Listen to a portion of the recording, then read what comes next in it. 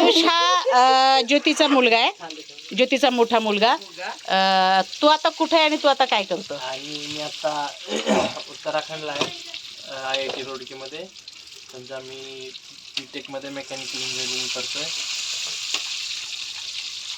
हा, आता मी हळदीची शेड्यूल आहे फक्त दिवाळीसाठी हा, आणि एकत्र सगळ्यांना भेटण्यासाठी जाणीवपूर्वक. हा. असताना हा. आयुष हा, हे काय असले लोक इथं असतात आणि कसं मला खूप प्रचंड बिझी शेड्यूल आहे तिथं.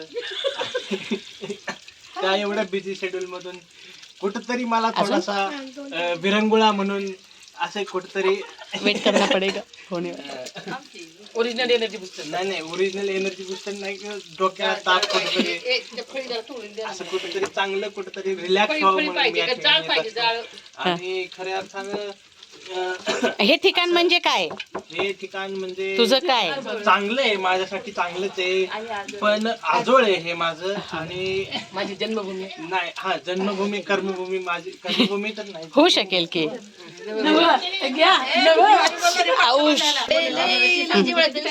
जिव्हाळ्याचा विषय जरी असला तरी कसं आहे की तरुण पिढी जी आहे ती माझी भावकीच आहे, भावंडच आहे. त्यामुळे मी सहसा त्यांना काही बोलू शकत नाही, कारण त्यांची कामं आहेत.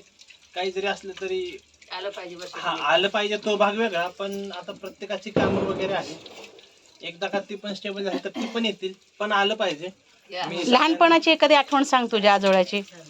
आजोळाची आठवण, अरे खूप अशा खूप आठवणी आहेत. आठवणीत राहणारी म्हणजे अशी तुला कधी पण त्याचं असं आठवते, आजोळ म्हटलं की पटकन आठवणारी गोष्ट कोणती? हेच असंच एकत्र बसून खाणं, चेष्टा वगैरे करणं. खरंच आहे. बर ठीक बर. आहे, आरुमावसारखं एखादं तरी असतंच. दरवेळी तीच असते. आणि सगळ्या सार्वजनिक अंघोळी नाही सार्वजनिक अंघोळ. संबंध नाही ग, ते संध्याकाळचे गाणे म्हणले होते त्यावेळी. नागाच्या पाला पिल्याला कोणी उठवलं.